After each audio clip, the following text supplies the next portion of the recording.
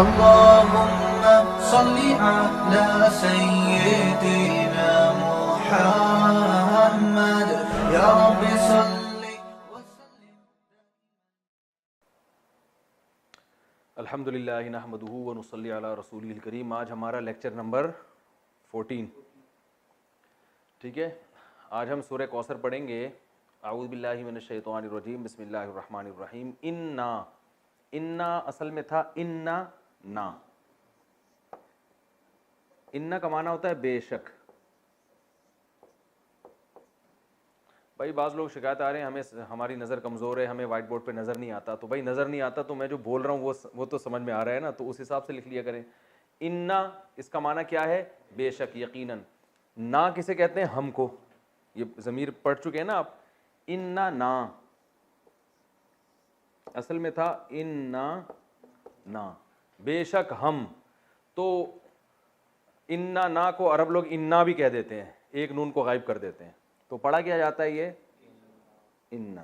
انا بھی پڑھا جاتا ہے اور اننا بھی پڑھا جاتا ہے, دونوں. تو انا اصل میں کیا تھا؟ انا نا. اعطینا اکرمنا. باب اکرام پڑھا نا آپ نے. اکرام کا معنی اکرام کرنا.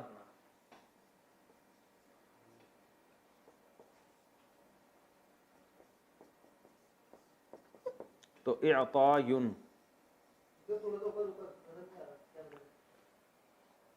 یہ اکرام کا معنی کیا ہے؟ اکرام کرنا. اعطاین اصل میں اعطاون تھا, چھوڑیں آپ اتنی بحث میں نہ جائیں. اعطاین عطا کرنا. تو اکرام کا ماضی آتا ہے اکرما.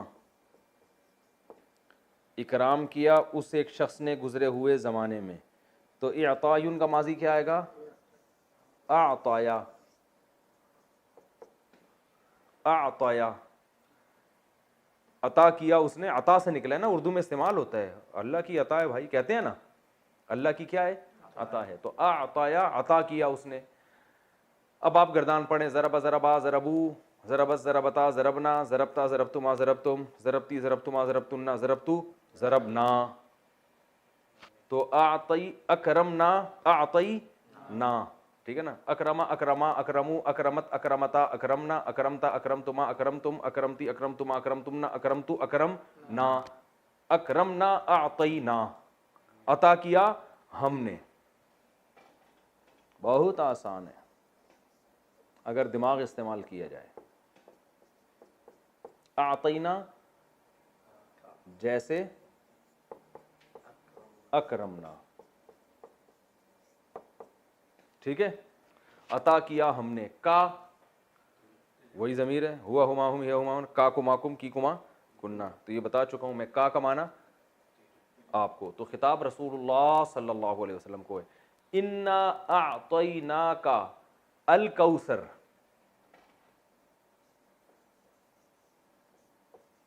قرآن سامنے رکھ کر بیٹھیں گے نا تو یہ سب لکھا ہوا ہے وہاں پہ. لوگ مجھے شکایت نیچے کمنٹس میں آ رہا ہوتا ہے کہ ہمیں یہ لفظ سمجھ میں نہیں آ رہا. او بھائی قرآن سامنے رکھا ہوا ہے تو سمجھ میں کیوں نہیں آ رہا؟ عجیب, سمجھ میں آنے والی بات نہیں ہے. یہ تو میں پھر بھی ویسے ہی لکھوا رہا ہوں کہ ورنہ تو آپ کے سامنے جب قرآن رکھا ہوا ہے تو اعطینا بھی ہے اور اکرمنا بھی ہم نے پورا لکھوایا تھا آپ کو, اکرما. تو وہ تو اب ہر چیز بچوں کی طرح تھوڑی ایک ایک چیز لکھوائی جائے گی, آپ کھوپڑی استعمال کرنی پڑے گی آپ کو. اعطیناک الکوثر. کوثر کہتے ہیں, کوثر کے دو مطلب آتے ہیں. ایک حوض کوثر جو رسول اللہ صلی اللہ علیہ وسلم کو قیامت کے دن عطا کی جائے گی, اور آپ اس کے پانی سے امتیوں کو پانی پلائیں گے. اور حدیث میں آتا ہے جو وہ پانی پی لے گا قیامت تک اس کو پیاس, قیامت کہہ رہا ہوں, کبھی بھی اس کو پیاس نہیں لگے. قیامت تو آ چکی ہوگی نا, قیامت تک تھوڑی. اور کوثر خیر کثیر کو بھی کہتے ہیں. خیر کوئی بھی بہت بڑی خیر ہو اس کو بھی کوثر کہتے ہیں. تو دونوں تفسیریں. انا اعطیناک الکوثر فصلی, یہ مزیدار ہے. فصلی, فا الگ لفظ ہے. فا کا معنی تو, صلی کیا ہے اصل میں یہ سمجھیں.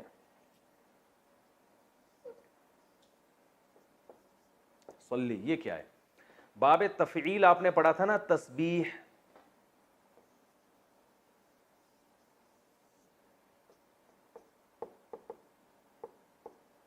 تسبیح. اس کا ماضی کیا آتا ہے؟ سبح. مضارع کیا آتا ہے؟ یسبح.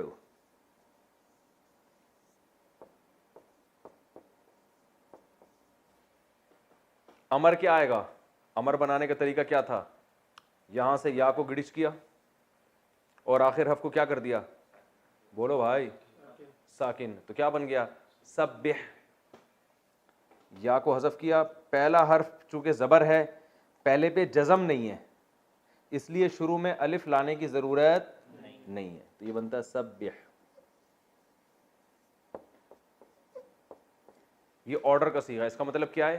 تسبیح بیان کریں. قرآن میں تھا نا فسبح بحمد ربک. تو صلی بھی ایسے ہی تھا, اصل میں تھا صلیا. صلیا اس کو پڑھا جاتا ہے صلی. صلی کا معنی ہوتا ہے نماز پڑھنا. صلیا نماز پڑھی اسے شخص نے. مضارع آئے گا یصلیو.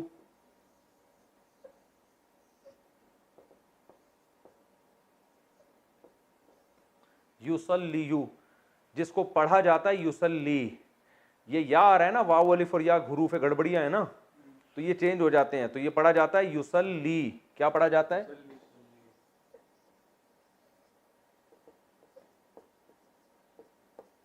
یصلی یعنی وہ نماز پڑھتے ہیں یا پڑھیں گے. اس کا معنی دعا مانگنا بھی آتا ہے. ان اللہ و ملائکتہ یصلون علی النبی. یضربون کی طرح یصلون یسبحون وہ سب صلات بھیجتے ہیں نبی پر. یصلی. اب امر کیسے بنے گا؟ اس یا کو کیا کر دیں گے؟ حذف کر دیں گے, گڑچ کر دیں گے. حذف کو اردو میں گڑچ کہتے ہیں.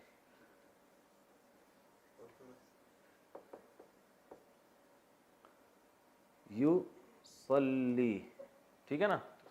تسلی بھی یصلی بھی ایک ہی بات ہے. اس تا کو گرایا تو کیا بن گیا؟ صلی. آخر حرف کو کیا کرتے ہیں؟ ساکن کرنا چاہیے نا.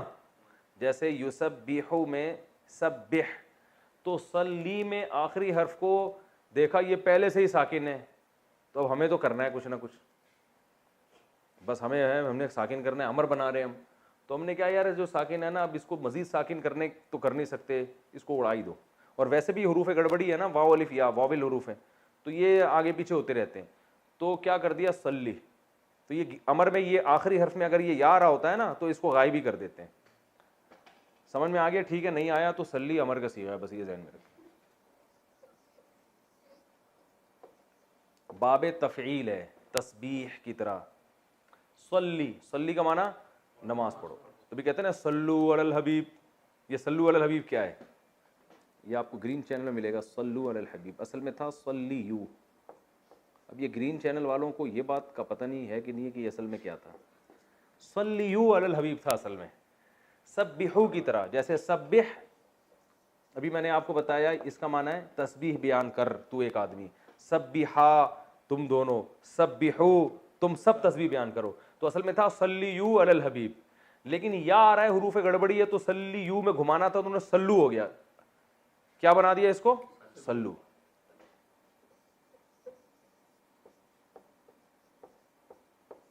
صلو علی الحبیب. صلو کا مطلب صلات بھیجو حبیب صلی اللہ علیہ وسلم.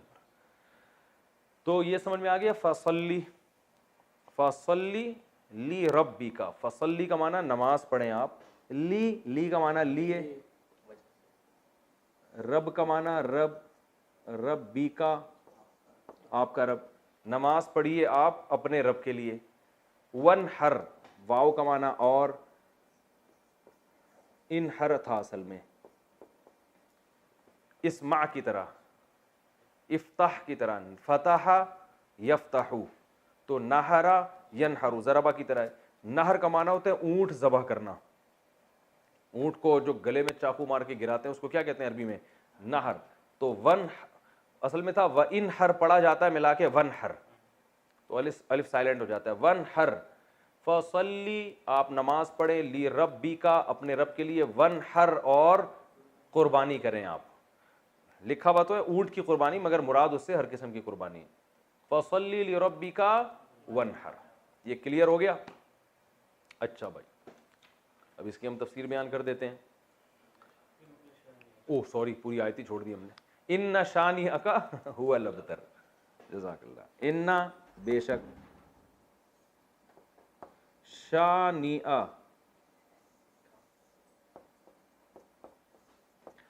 یہ جو شانئ ہے یہ لفظ اردو میں استعمال ہوتا ہے، اس کا معنی ہے دشمن. شانئ کسے کہتے ہیں؟ دشمن کو. کا معنی آپ کا. ان شانئ کا، بے شک آپ کا دشمن، هو الابتر، وہ دشمن کیا ہے؟ ہوا کا معنی وہ، الابتر. ابتر اصل میں دم کٹے کو بھی کہتے ہیں، جس کی دم کٹ گئی ہو. اس کو بھی کہتے ہیں جس کا نام و نشان ختم ہو جائے. ابتر کا معنی کیا ہے؟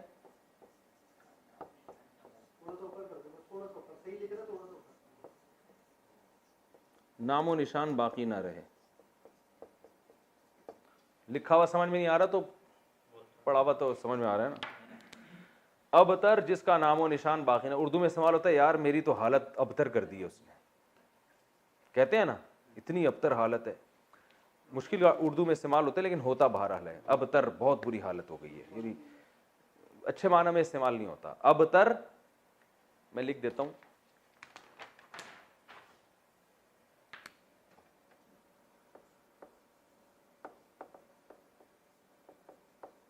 دم کٹے کو بھی کہتے ہیں وہ جس کا نشان باقی نہ رہے، نسل باقی نہ رہے. ٹھیک ہے. افعال کے وزن پر صیغہ صفت ہے. چھوڑیں صیغہ صفت کو، کنفیوز ہو جائیں گے لوگ. ابتر بس کہتے ہیں، کس کو کہتے ہیں؟ ہے تو صیغہ صفت. افعل جیسے اعما، اسممو، ہاں عیب کے معنی میں ہے نا. اور اعور جیسے میں نے مثالیں دی تھیں. اس کی مؤنث آتی ہے بترا. اچھا خیر، تو ان نشانیوں کا هو الابتر قرآن کی مختصر ترین صورت. تو ہم آگے قل یا ایھا الکافرون بھی حل کر لیتے ہیں، پھر دونوں صورتوں کی تفسیر ایک ساتھ ریکارڈ کروا دیتا ہوں. ٹھیک ہے. اگلی صورت ہے قل یا ایھا الکافرون. قل کیا ہے؟ اصل میں قل بہت استعمال ہوا ہے قرآن میں. اصل میں تھا قوالا، قوالا یقبلو، قوالا یقبلو. جیسے نصرہ ینصرو، نصرہ ماضی، ینصرو مضارع. واو حروف گڑبڑی ہے. قوالا کو قالا پڑھتے ہیں، یقبلو کو یقولو پڑھتے ہیں. یقولو کو کیا پڑھتے ہیں؟ یقولو.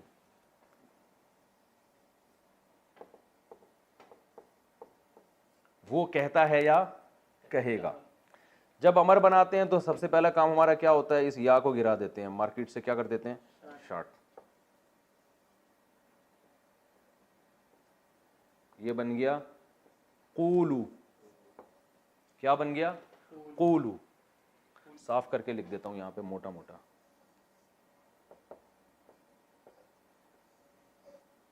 قولو بن گیا. امر بناتے ہوئے کیا کرتے ہیں؟ آخر کو ساکن کرتے ہیں، بن گیا قول.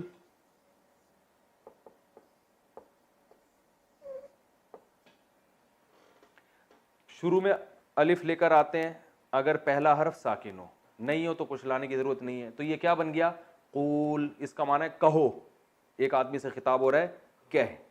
اب قول اتنا لمبا ہے اور یہ ہے بھی واو گڑبڑی حرف ہے، تو عرب نے اس کو بنا کے دیا قل. اب قول کون بولے گا بھائی؟ اتنی دیر اس کی بات کرنے میں نہیں لگی جتنی دیر آپ کو اس کے کہنے میں لگ رہی ہے. بھائی میں آپ سے کہتا ہوں بات کریں، اور بات کرنے کا لفظ اتنا لمبا میں نے کھینچ دیا کہ آپ کے اب ٹائم ختم ہو چکا ہے.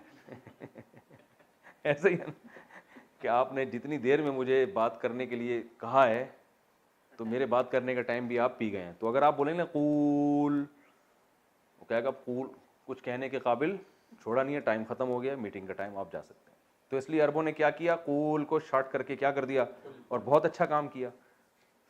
صحیح ہے نا، بالکل مناسب کام کیا. جب قول سے بات بن رہی ہے تو قول کہنے کی ضرورت کیا ہے. تو انہوں نے قول کو بنا دیا قل. یہ عربی اہل لغت کی بات کر رہا ہوں, یہ نبی صلی اللہ علیہ وسلم سے پہلے جو عرب تھے نا, زبان تو خود ہی نیچرل اس میں بن جاتی ہے نا, تو یہ بن گیا قل. قل کا معنی کہیں, ٹھیک ہے نا, قول سے نکلا ہے. قول اردو میں استعمال ہوتا ہے, بات کو کہتے ہیں. دو بندوں کو بولیں گے تو قولا, قولو, قولی, ٹھیک ہے نا. اچھا قل کہہ دیں, یا کا معنی کیا ہے, اے, اردو میں استعمال ہوتا ہے. یا اللہ, ہم کہتے ہیں نا یا اللہ, اے اللہ. قل یا ایھا الکافرون, ایھا, یہ ایھا کا لفظ بہت استعمال ہوا ہے. ایو کا مطلب ہوتا ہے, یہ صرف یوں سمجھ لیں کہ ایک تنبیہ کے لیے لگایا جاتا ہے. جیسے ہم کہتے ہیں ارے, اور ہا کا معنی بھی ایک تنبیہ, ہا یعنی ادھر متوجہ ہو جاؤ. تو اب اتنی گہرائی میں آپ کو جاننے کی ضرورت نہیں ہے, بس ایھا کا مطلب کیا, ارے ہو, ارے ہو, ارے بھائی. جیسے ہم اردو میں کہتے ہیں نا, تو ارے بھی کر سکتے ہیں اس کا ترجمہ. لیاری کی زبان میں اڑے, ٹھیک ہے نا, اڑے کہتے ہیں اسے. ہمارے یہاں ارے بھی. ایھا کا معنی او, اے, یا کا معنی اے, ایھا کا معنی او. اے او الکافرون, اے او کافروں.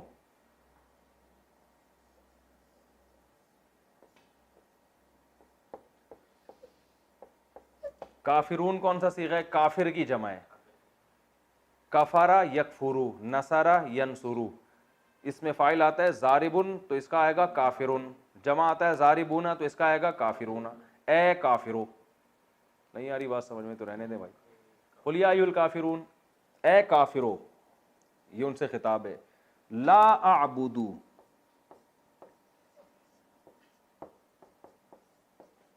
اعبدو انصرو کی طرح. انصرو میں مدد کرتا ہوں, اعبدو میں عبادت کرتا ہوں, لا اعبدو میں عبادت نہیں کرتا. لا اعبدو ما, یہ جو ما ہے نا, اس کے بہت سارے معنی آتے ہیں. ایک معنی اس کا الذی والا بھی آتا ہے. الذی کا معنی وہ جو کہ, تو ماں کا معنی بھی وہ جو کہ, ٹھیک ہے. یہ نوٹ کر لیں, ماں کا معنی بہت دفعہ کیا آتا ہے, الذی. جو الذی کا معنی ہے وہی ماں کا معنی. لا اعبد ما, میں نہیں عبادت کرتا اس کی جو کہ, میں عبادت نہیں کرتا ماں اس کی جو کہ, یعنی اس کی جو کہ, یا ہو انگلش میں نا, ہو یا ہوم, یہ بالکل وہی معنی ادا کر رہا ہے, ٹھیک ہے نا. میں عبادت نہیں کرتا ماں اس کی. تعبدون,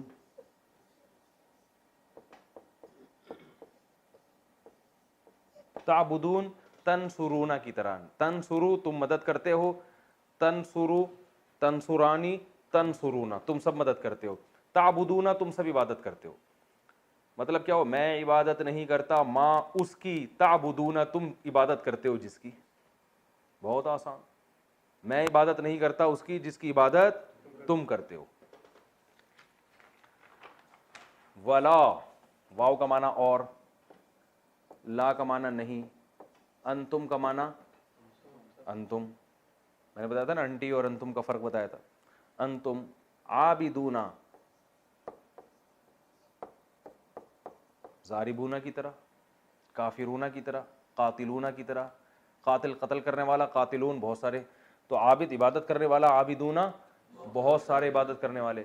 تو ولا انتم, اور نہیں ہو تم بھی, عابدون عبادت کرنے والے, کیونکہ انتم بہت سارے ہوتے ہیں نا, تم سب کو خطاب ہے. تو عابد کے بجائے عابدون. ولا انتم عابدون, اور تم عبادت کرنے والے نہیں ہو, اس میں فاعل ہے یہ. ولا انتم عابدون ما اس کی, ولا انتم عابدون ما اعبد, اور تم عبادت کرنے والے نہیں ہو اس کی جس کی میں عبادت کرتا ہوں. ولا انا عابد ما عبدتم, ولا انا, اور نہ ہوں, انا عربی میں کہتے ہیں میں, انا نحنو بتایا تھا نا. ولا انا عابد, یہ اس میں فاعل ہے, اور نہ میں عبادت کرنے والا ہوں. ولا انا عابد ما اس ذات کی, عبدتم, عبد تم تھا, اصل میں پڑھتے عبدتم ہے.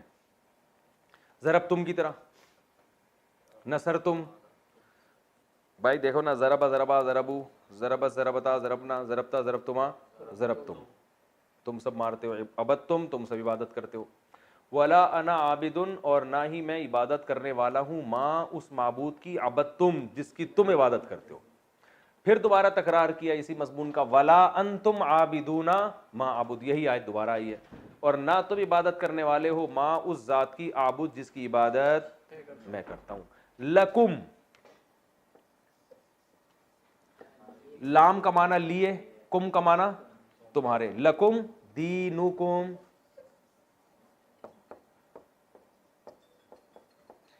تمہارے لیے، دینکم تمہارا دین، ولیا، واو کا معنی اور، ولیا یا کا معنی میں، ذرا بنی تھا نا، یا آ رہا تھا، ولیا اور میرے لیے، لکم دینکم ولیا دین، اور میرے لیے ایک دین ہے.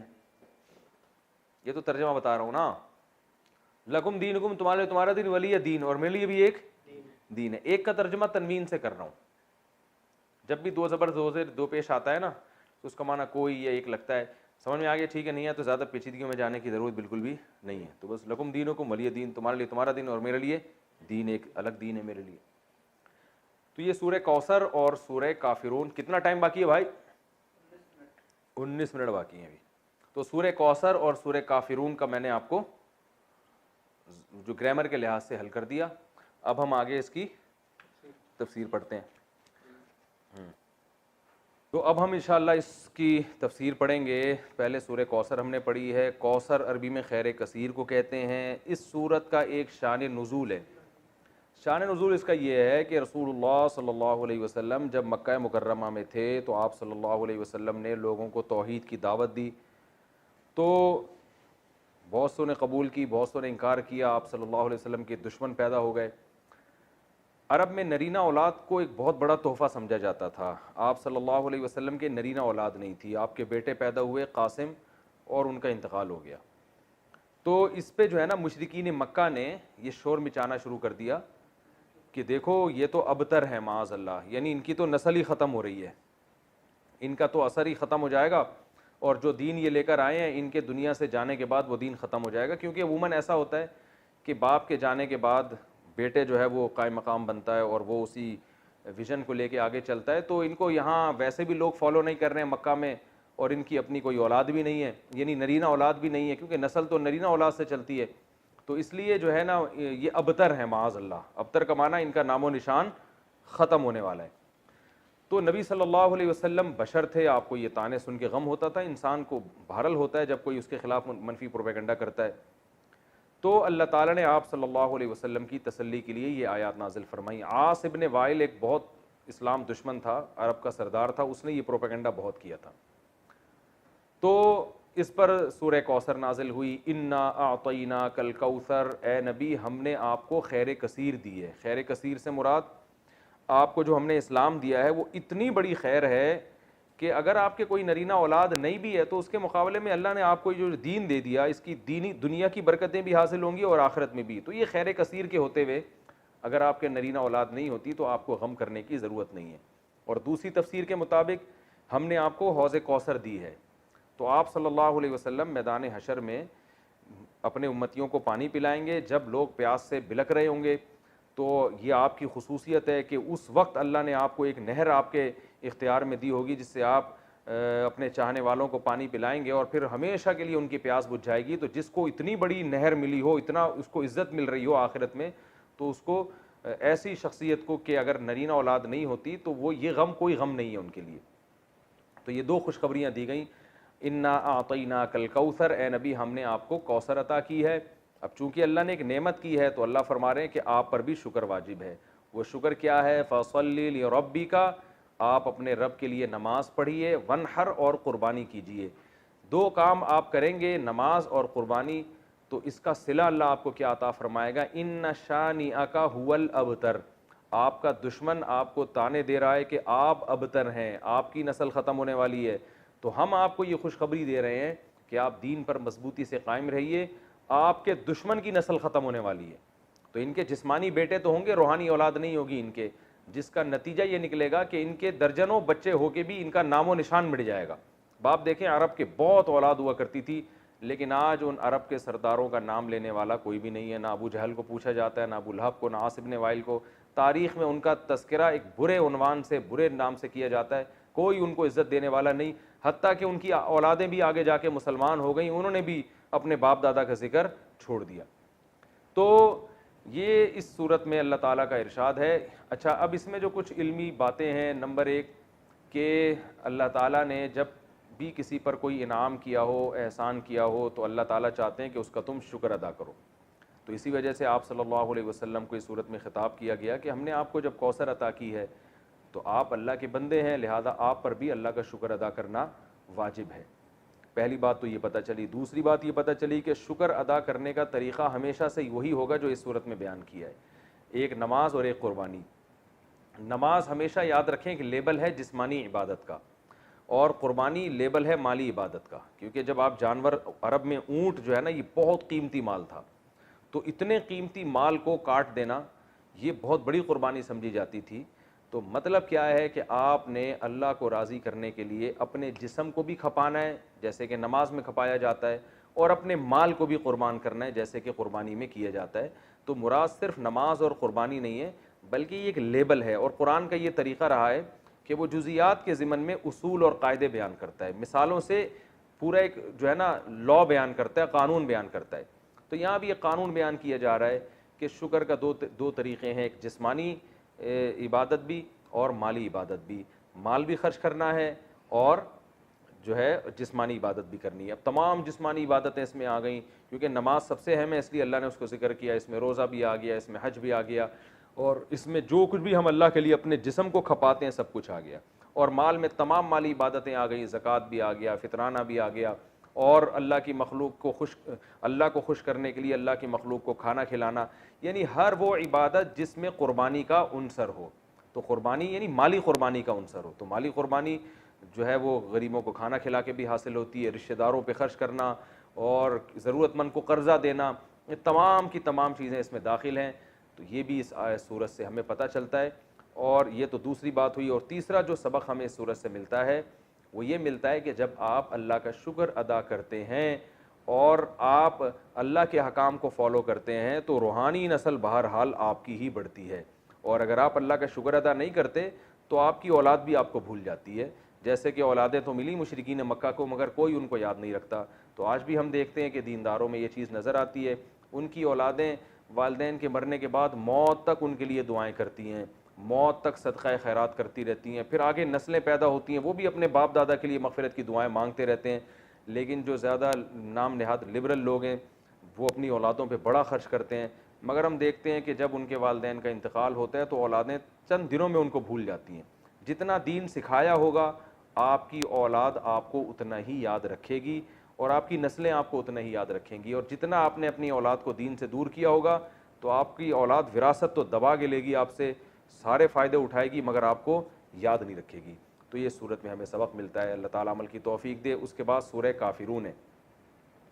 سورہ کافرون میں کبھی ایک شان نزول ہے، رسول اللہ صلی اللہ علیہ وسلم مکہ مکرمہ میں، یہ ساری صورتیں جو ہے نا 30ویں پارے میں زیادہ تر صورتیں اس میں مکہ میں نازل ہوئی ہیں ابتدائی اسلام میں۔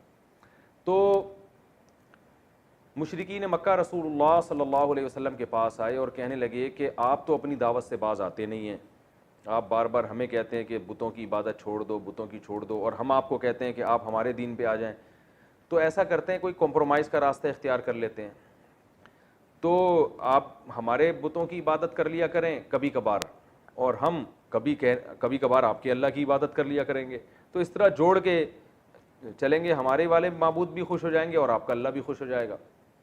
تو اس پہ یہ صورت نازل ہوئی اور ان کو یہ بتایا گیا کہ تم ابھی تک اسلام کو سمجھے ہی نہیں ہو۔ اسلام کا جو کچھ دعوت ہے وہ یہ ہے کہ یہ بت اللہ کے ساتھ عبادت میں شرکت کے لائق، اسلام تو شرکت کی نفی کر رہا ہے۔ شرکت کا مطلب اللہ کے ساتھ غیر اللہ کی عبادت، یعنی اللہ کی بھی اور غیر اللہ کی بھی یہ نہیں ہوگا۔ اسلام کا دعویٰ ہے کہ عبادت صرف اللہ ہی کی ہوگی، تو میں اگر اللہ کے ساتھ ان کی عبادت کر لوں تو میرا تو پھر میں تو اپنے دعوے میں ہی جھوٹا ہو گیا، تو اسلام کی دعوت تو پھر ختم ہو گئی۔ تو اللہ کے ساتھ ان معبودوں کی عبادت کر لی تو یہ کون سا کمال کر دیا۔ تو یہ توحید جو ہے نا، عقیدہ توحید، یہ اس سورت کا جسے کہتے ہیں نا سینٹرل آئیڈیا، یا سورت کا جو اصل پیغام ہے وہ یہ ہے کیا اے نبی آپ ان کو دو ٹوک الفاظ میں واضح لفظوں میں بتا دیں کہ تم جن معبودوں کی عبادت کر رہے ہو مجھ سے اس کی امید مت رکھو کہ میں عبادت کروں گا, اور تمہاری ہٹ دھرمی دیکھ کے پتہ چل رہا ہے کہ تم نے بھی میرے معبود کی عبادت نہیں کرنی ہے, اور ویسے بھی اگر تم ان معبودوں کی عبادت کر کے میرے معبود کی عبادت کرو گے بھی, اللہ کی عبادت, تو اللہ اس عبادت کو قبول نہیں کرے گا, لہذا وہ عبادت کرنا نہ کرنا برابر ہے, تو اللہ کی نظر میں تم عبادت نہ کرنے والے ہی کہلاؤ گے. تو یہ سورت کا مضمون ہے. قل یا ایھا الکافرون, اے نبی آپ کافروں سے کہہ دیجئے, لا اعبد ما تعبدون, میں ان معبودوں کی عبادت نہیں کرتا جن کی عبادت تم کرتے ہو, ولا انتم, اور نہ ہی تم, عابدون عبادت کرنے والے ہو, ماں اس معبود کی, اعبد جس کی میں عبادت کرتا ہوں. اب سوال پیدا ہوتا ہے وہ تو تیار تھے عبادت کرنے کے لیے, تو نبی ان سے یہ کیوں کہہ رہے ہیں کہ تم بھی اس کی عبادت کرنے والے نہیں ہو جس کی میں عبادت کر رہا ہوں. وہ نبی اس لیے کہہ رہے تھے کہ تم اپنے نظریے کے مطابق اگر میرے معبود کی عبادت کر بھی لو تو اللہ کی نظر میں تم اللہ کی عبادت کرنے والے کہلاؤ گے ہی نہیں, کیونکہ اللہ اس عبادت کو مانتا ہی نہیں ہے جس میں اللہ کے ساتھ کسی کو شریک کیا جائے.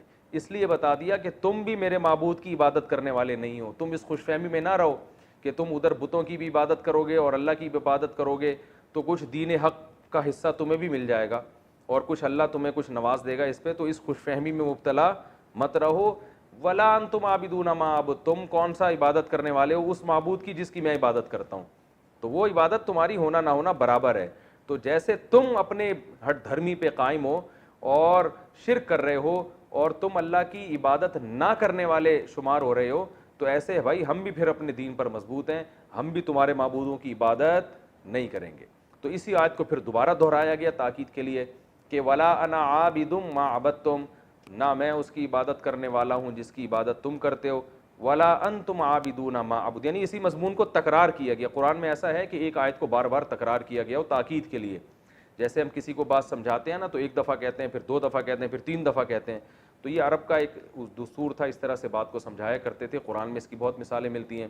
تو اللہ نے فرمایا کہ آپ ان سے کہہ دیجئے کہ تم بھی اس کی عبادت نہیں کرتے جس کی میں عبادت کرتا ہوں, اور ولا انا عابد ما عبدتم, اور نہ میں اس کی عبادت کروں گا جس کی تم عبادت کرتے ہو. تو نہ فی الحال ایسا ممکن ہے نہ مستقبل میں ایسا ممکن ہے. لکم دینکم ولی دین, تمہارے لیے تمہارا دین اور میرے لیے میرا دین. اس آیت کا یہ مطلب نہیں ہے کہ ان کو اجازت دی جا رہی ہے کہ تم اپنے دین پر عمل کرو میں اپنے دین پر. اس کو کہتے ہیں متارکت, کہ جب کوئی ہٹ دھرم ہو اور بات نہ مان رہا ہو تو جان چھڑانے کے لیے اس کو یہ کہا جا سکتا ہے کہ بھائی تم اپنے دین کو فالو کرو, ہم اپنے دین کو فالو کرتے ہیں. مطلب یہ کہ تم اپنا دین نہیں چھوڑ سکتے تو کم از کم ہمیں تنگ مت کرو, ہم سے امید مت رکھو کہ ہم اپنا دین چھوڑ دیں گے. تو یہ تو اس صورت کی جو بیسک تفسیر تھی وہ میں نے بیان کی ہے. اس صورت میں جو علمی نکات ہیں, سب سے پہلا نقطہ یہ ہے کہ بعض لوگ آج کہتے ہیں کافر کو بھی کافر کہنے کی اسلام میں اجازت نہیں ہے. تو اگر اجازت نہ ہوتی تو اللہ یوں کہتے قل یا ایھا الکافرون, اے نبی اے کافرو. جناب پروفیسر غامدی صاحب آج کل یہ نعرہ لگا رہے ہیں کہ ہم کون ہوتے ہیں ٹھیکیدار کسی کو ہم کافر کہیں, لہذا قادیانی کو آپ کافر نہیں کہہ سکتے. یعنی وہ کافر ہیں تو صحیح لیکن آپ ان کو کہہ نہیں سکتے کیونکہ ہم کوئی ٹھیکیدار نہیں ہیں. تو بے شک ہم ٹھیکیدار نہیں ہیں لیکن اللہ تو کہہ سکتا ہے نا. جب اللہ نے کسی کو کافر کہہ دیا تو اللہ نے تو جب کہہ دیا کافر تو پھر تو مہر لگ گئی نا کہ یہ کافر ہے. تو اللہ اس کے رسول صلی اللہ علیہ وسلم نے ہمیں بتایا ہے کہ کن چیزوں سے ایمان ختم ہو جاتا ہے, انسان اسلام سے خارج ہو جاتا ہے, اور کن چیزوں سے انسان اسلام میں باقی رہتا ہے. تو جب اللہ اس کے رسول نے بتا دیا تو معیار ہمارے پاس آ گیا. اس معیار میں ہم ڈھال کے لوگوں کو چیک کر سکتے ہیں. اگر کوئی اس معیار پہ پورا نہیں اترتا تو اللہ اس کے رسول کے کہنے ہی سے وہ کافر ہے. تو جب کافر ہے تو اس کو کافر کہنا بھی جائز ہے. یہ عجیب منطق ہے کہ جس کو اللہ اس کے رسول نے کافر قرار دیا ہو وہ کافر مانے تو ہم, لیکن پابندی ہے, کہہ نہیں سکتے ہم. یہ ایسے ہی ہے جیسے ایک آدمی کو کہہ دیا کہ یہ بیمار ہے, ڈاکٹروں نے آپ کو بتا بھی دیا کہ ثبوت بھی دے دیے کہ بھئی اس کا وائرس پازیٹیو آیا ہے اور سب کچھ بتا دیا. آپ نے کہا ڈاکٹر کہہ رہے ہیں کہ یہ بیمار ہے لیکن ہمیں گورنمنٹ نے ہمیں اس کو بیمار کہنے پر پابندی لگائی ہے. تو بھائی اور ہم ٹھیکیدار نہیں ہیں کہ ہم کسی کو بیمار کہیں, بھائی ہم نہیں ہیں لیکن ڈاکٹر کا تو یہ رائٹ ہے نا کہ وہ چیک کر کے بتائے. تو کافر قرار دینا یہ اللہ اس کے رسول کو اتھارٹی ہے. تو جس کو اللہ اس کے رسول نے کافر قرار دے دیا ہو اس کو کافر کہنے پر کوئی گناہ نہیں ہے. ہاں مصلحتاً کوئی کافر نہ کہے, اس لیے کہ دین کے جب آپ کسی کو قریب کرنا چاہتے ہیں تو آپ ایسے الفاظ استعمال کرتے ہیں جس سے وہ قریب ہو. جیسے قرآن نے اہل کتاب کو اہل کتاب کہا, کیونکہ اہل کتاب کے لفظ میں ایک قسم کی عزت ہے، تو جب آپ اس کو عزت دیں گے تو وہ دین کے قریب آئے گا. تو اس نیت سے اگر کوئی وقتی طور پر کسی کافر کو کافر نہیں کہتا تو اس میں کوئی حرج نہیں ہے دین کے قریب لانے کے لیے. لیکن علی الاطلاق پابندی لگا دینا کہ قادیانیوں کو کافر نہیں کہا جائے گا اور فلاں کو کافر نہیں کہا جائے گا، تو وہ جو کافر ہے وہ تو کافر ہی کہا جائے گا اس کو. تو یہ خامخواہ کی افلاطونی اور ایک عجیب سی منطق ہے. تو قرآن نے بھی کافر کہا اور نبی کو بھی کہا کہ اے نبی آپ یوں کہہ دیے اے کافر ہو. کافر کا معنی انکار کرنے والا، اے انکار کرنے والو، اے اللہ اس کے رسول کا انکار کرنے والو. تو لا اعبد ما تعبدون، جس کی تم عبادت کرتے ہو میں اس کی عبادت نہیں کر سکتا. تو پہلا علمی نقطہ کیا پتہ چلا کہ کسی کافر کو کافر کہہ سکتے ہیں بشرطے کہ مصلحت کے خلاف نہ ہو. دوسرا علمی نقطہ ہمیں یہ پتہ چلا کہ جب آپ کسی کو بھی دین کی دعوت کی طرف لے کر آئیں تو ایک حد تک محنت کریں، اور جب آپ نا امید ہو جائیں اسباب کی دنیا میں تو پھر آپ برات کا اعلان کر دیں. یعنی یہ ہر کافر کے بارے میں نہیں ہے، یہ صورت تو ان کافروں کے بارے میں نازل ہوئی نا جو ہر دھرم تھے، ضدی تھے، ایمان لانے کے لیے کسی قیمت پہ تیار ہی نہیں تھے. تو ایک اسٹیپ ایسا آتا ہے کہ اس میں آپ کو یہ کہنے کی اجازت ہے کہ بھائی ہم تم سے بری ہیں، لکم دینکم ولی دین، تمہارے لیے تمہارا دین اور ہمارے لیے ہمارا دین. کیونکہ اب ہمیں تمہارے انداز سے اور تمہارے عمل سے پتہ چل گیا، ایک اندازہ ہو گیا کہ تم ہمارے دین کو فالو کرنے والے نہیں ہو. تو اب ایسی صورت میں بجائے اس کے کہ آپ دوبارہ پھر ان سے چپکے رہیں، اس کا نقصان یہ ہوتا ہے کہ برے ماحول کا آپ پہ بھی اثر پڑتا ہے. تو ان سے کنارہ کشی اختیار کر لی جائے. بھائی اگر آپ کو اسلام سمجھ میں نہیں آ رہا تو جیسے آپ جو سمجھ میں آ رہا ہے پھر اس پر کرو، اللہ آخرت میں خود ہی فیصلہ کر دے گا. تو چونکہ یاد رکھو اس صورت کا یہ مطلب ہرگز نہیں ہے کہ لکم دینکم ولی دین. کیونکہ میرا ایک عیسائی سے مناظرہ ہو رہا تھا، مناظرہ تو نہیں بحث ہو رہی تھی، تو عیسائی نے کہا آپ کے تو قرآن میں خود لکھا ہوا ہے لکم دینکم ولی دین، مسلمانوں کے لیے اسلام ہے اور ہمارے لیے ہمارا دین، تو ہمارے لیے عیسائیت ہے، تو ہمیں عیسائیت پہ ہی اللہ بخش دے گا. میں نے کہا اس آیت کا یہ مطلب نہیں ہے بھائی، اس آیت کا مطلب یہ ہے کہ تم نے بات تو ماننی نہیں ہے، تو دنیا میں ہم تم سے برات کا اعلان کرتے ہیں اور ہم تم کو چھیڑیں گے نہیں. تم اگر اسی دین کو فالو کرتے ہو تو کرتے رہو، اللہ خود ہی قیامت میں حشر جو ہے نا وہ تمہارا کر دے گا اور اللہ خود ہی انتقام لے لے گا. کیونکہ القرآن یفسر بعضہ بعضا، قرآن کی ایک آیت دوسری آیت کی تفسیر کرتی ہے. دوسرے مقام پہ اللہ نے فرمایا ان الدین عند اللہ الاسلام، دین اللہ کی نظر میں صرف اسلام ہے. اور ایک اور جگہ فرمایا وَمَن يَبْتَغِي غَيْرَ الْإِسْلَامِ دِينًا فَلَن يُقْبَلَ مِنْهُ، جو اسلام کے علاوہ کسی اور مذہب کو فالو کرے گا ہرگز قیامت کے دن قبول نہیں کیا جائے گا. وَهُوَ فِي الْآخِرَةِ مِنَ الْخَاسِرِينَ، اور وہ آخرت میں خسارے والوں میں سے ہوگا. تو اللہ جب ایک جگہ واضح لفظوں میں فرما رہے ہیں کہ اسلام کے علاوہ کوئی دین قابل قبول نہیں ہے، تو اللہ کیسے پرمیشن دے سکتے ہیں لکم دینکم کہ تم جس دین کو فالو کرتے رہو؟ تو کوئی فالو کرنے کی اجازت نہیں ہے. صرف بتانا یہ مقصد ہے کہ تم اگر ہماری بات نہیں مانتے تو دنیا میں تم اسی دین کو فالو کرو، ہم زبردستی اپنا دین تم پر مسلط نہیں کریں گے، ہم زبردستی تم سے بحث مباحثہ کر کے تمہیں زبردستی لانے کی کوشش نہیں کریں گے. یہ مطلب ہے. اور اسی مفہوم کی آیت سورہ آل عمران میں لا اکراہ فی الدین، دین میں زبردستی نہیں ہے. قد تبین الرشد من الغی، زبردستی نہ ہونے کی اللہ نے وجہ بھی بیان کر دی کہ صحیح راستہ، رشد والا راستہ وہ غی یعنی گمراہی والے راستے سے بالکل واضح ہے. یعنی اللہ نے صحیح جو راستہ ہے نا وہ دودھ کا دودھ پانی کا پانی، اس طرح سے اللہ نے سب کے سامنے واضح کر دیا ہے. تو جب اللہ نے اسلام کو اتنا واضح کر دیا، ہدایت کے راستے کو اتنا واضح کر دیا، تو زبردستی لانے کی اب ضرورت نہیں ہے. کیونکہ جو زبردستی آئے گا وہ چلے گا تھوڑی زبردستی، وہ حجت تمام ہو چکی ہے، سب کو پتہ چل گیا ہے کہ صحیح کیا ہے اور غلط کیا ہے. تو یہ تمام آیتوں کو آپ ملاتے ہیں تو صاف پتہ چلتا ہے کہ لکم دینکم ولی دین کا یہ مطلب ہرگز نہیں ہے کہ تم اپنے دین کو فالو کرو، تمہیں اجازت ہے. نہ نہ نہ نہ، دنیا میں اجازت ہے، آخرت میں سزا ملے گی. اور تیسرا نقطہ اس آیت سے ہمیں یہ بھی پتہ چلتا ہے کہ کسی کو زبردستی مسلمان نہیں بنایا جا سکتا. دو میں نے علمی نقطے بیان کر دیے نا، پہلا کہ کافر کو کافر کہنا جائز ہے، دوسرا کیا ہے کہ جب آپ کو نا امید ہو جائیں کسی کی دعوت پہ تو اس پہ ٹائم ضائع کرنے کے بجائے کسی اور کام میں انسان کو کسی اور کو دعوت دینی چاہیے. بعض لوگ ایک ہی آدمی کے پیچھے پڑے رہتے ہیں، ایک ہی فرقے کے پیچھے پڑے رہتے ہیں ساری زندگی. بھائی نہیں صحیح آ رہا تو اپنی صلاحیتوں کو کسی اور جگہ خرچ کرو. بہت سے لوگ ایسے ہیں جن میں ہدایت کا جذبہ ہے، تو ان پہ اپنی صلاحیتوں کو خرچ کرو، وہ ہدایت لے آئیں گے. تو ہر دھرم لوگوں کو چھوڑ دینا چاہیے. تو یہ دوسرا نقطہ ہوا. تیسرا علمی نقطہ کیا ہوا کہ ایک انتہا کے بعد تیسرا علمی نقطہ یہ ہوا کہ لکم دینکم ولی دین میں اللہ تعالیٰ نے یہ ہمیں بتا دیا کہ آپ اپنا دین زبردستی کسی پہ مسلط نہیں کر سکتے. تو اسلام میں ایسا ہی ہے کہ کوئی اگر اسلام میں داخل نہ ہونا چاہے تو کہیں تلوار کا استعمال کی اجازت نہیں دی گئی ہے کہ لازمی اس کو واپس دین کی جو ہے نا اسلام میں داخل کیا جائے. البتہ کوئی مسلمان ہو پہلے سے اور وہ اسلام کو چھوڑ دے تو پھر حکومت کے لیے جائز نہیں ہے کہ اس کو اس غیر اسلام پہ باقی رہنے دے, کیونکہ اس کو پھر محاربہ سمجھا گیا ہے, اعلان جنگ سمجھا گیا ہے, کیونکہ اس نے اسلام کے محاسن اپنی آنکھوں سے دیکھے ہیں, اس کا عذر پھر چھوٹا نہیں ہے. کیونکہ اس طرح اگر لوگ جائیں گے تو پھر یہ اس سے جو ہے نا اسلام کو شدید نقصان پہنچتا ہے. تو اسلام میں داخل ہونے کے لیے راستہ کھلا ہوا ہے, داخل ہونے کے بعد واپسی کا آپشن اسلام نے نہیں رکھا. تو آپ سوچ سمجھ کے آئیں, نہ آئیں کوئی مسئلہ نہیں, آخرت میں اللہ آپ سے خود ہی انتقام لے گا, لیکن آ گئے ریورس نہیں ہو سکتے, اس کی اسلام نے آپ کو اجازت نہیں دی ہے. تو یہ اس صورت کا مین خلاصہ تھا, برات کا اعلان. اللہ تعالی ہم سب کو سمجھنے کی, عمل کرنے کی توفیق عطا فرمائے. وما علینا الا البلاغ.